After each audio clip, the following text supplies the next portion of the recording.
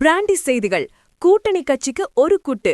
அதிகமா வேட்பாளர்களை அருகில் வச்சுக்கொண்டே சந்திரபாபு நாயுடு சம்பவம். இலவசங்கள் மக்களை ஏமாற்றும் செயல். கோவையில் பரபரப்பான பிரச்சாரம். ஹலோ ஹலோ ஹலோ மக்களே, இது உங்கள் லோக்கல் லேக்கா.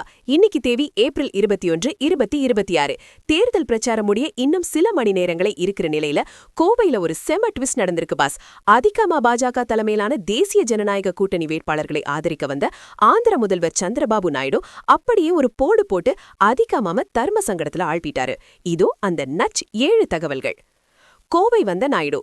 கோவையில் கணிசமா இருக்கிற நாயுடு சமூக மக்களோட வாக்குகளை கவர்றதுக்காக ஆந்திர முதல்வர் சந்திரபாபு நாயுடு நேற்று கோவை அவினாசி சாலையில இருக்கிற நட்சத்திர விடுதியில பிரச்சாரம் பண்ணாரு பாஸ். வேலுமணி முன்னிலையில் பேச்சு.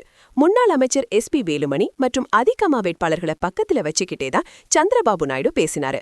ஆனா அவர் பேசினதுதான் இப்போ சர்ச்சையாகிருக்கு. இலவசங்களுக்கு எதிர்ப்பு. பொருளாதார வளர்ச்சி உருவாக்காம வெறும் இலவசங்களை மட்டும் கொடுக்கிறது மக்களை ஏமாற்ற வேலை. இது ஒருபோதும் நிலைக்காதுன்னு சந்திரபாபு நாயுடு அதிரடியா சொல்லிட்டாரு பாஸ். அதிகமாவினர் அதிர்ச்சி. அதிகமா தன்னோட தேர்தல் அறிக்கையில ஏகப்பட்ட இலவச திட்டங்களை அறிவிச்சிருக்காங்க. அத தங்களை ஆதரிக்க வந்த தலைவரே இப்படி விமர்சிச்சது அதிகமா வேட்பாளர்களை அப்படியே ஷாக் ஆக்கிடுச்சு. திமுக காங்கிரஸ் அட்டாக். ஆரம்பத்துல தமிழ்நாட்டுல கடந்த 5 வருஷமா வளர்ச்சியே இல்ல. திமுக காங்கிரஸ் கூட்டணி பெண்களுக்கு துரோகம் பண்ணிடுச்சுன்னு அவங்கள வெளுத்து வாங்கினாரு சந்திரபாபு நாயுடு. டபுள் என்ஜின் அரசு. மத்தியிலும் மாநிலத்திலும் ஒரே கூட்டணி ஆட்சி இருந்தாதான் வளர்ச்சி வேகமா இருக்கும்னு டபுள் என்ஜின் தியரியை இங்கேயும் முழங்கினார் பாஸ். திமுகவின் கிண்டல். அதிகமாவோட கொள்கைய அவங்க கூட்டணி கட்சியை ஏத்துக்கு, இதுதான் இவங்களோட லட்சணம்னு திமுகவினர் இப்போ சமூக வலைதளங்கள்ல இந்த வீடியோவை வச்சு செஞ்சுட்டு இருக்காங்க. சந்திரபாபு நாயுடுவோட இந்த ஓப்பனான பேச்ச பாக்கும்போது நம்ம தளபதி விஜய் சார் ஒரு படத்துல சொன்ன அந்த மாஸ் டயலாக் தான் ஞாபகம் வருது பாஸ். உண்மை சில சமயம் சுடும், ஆனா அந்த உண்மையை தைரியமா சொல்றவன் தான் நிஜமான தலைவன்.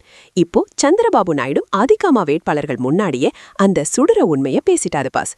கூட்டணி கட்சி தலைவரே அதிகமாவோட இலவச திட்டங்களை விமர்சிச்சது தேர்தல் ரிசல்ட்ல எதிரொலிக்குமா, இல்ல இது ஒரு சாதாரண கருத்து மோதல் தானா? உங்க கருத்தை கமெண்ட் பண்ணுங்க.